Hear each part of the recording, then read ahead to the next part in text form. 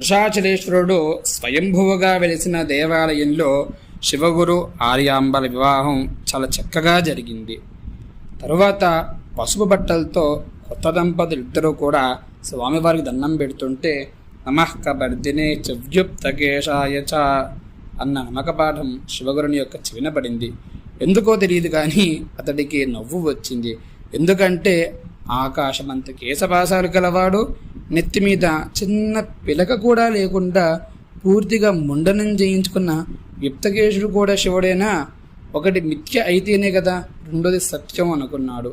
ఆ తర్వాత ఆది దంపతుల వంటి ఆర్యాంబ శివగురులు వాళ్ళ యొక్క కాపురం చాలా చక్కగా శోభస్కరంగా మొదలైంది. ఈ ఆర్యాంబ ఎలా ఉండేదయ్యా అంటే, ఇప్పుడు మనం బయట చూస్తున్నాం, చేసిన తర్వాత భార్య వచ్చి భర్తకి చెప్తోంది నేను చేసేసానండి అని చెప్పని. కానీ వాస్తవంగా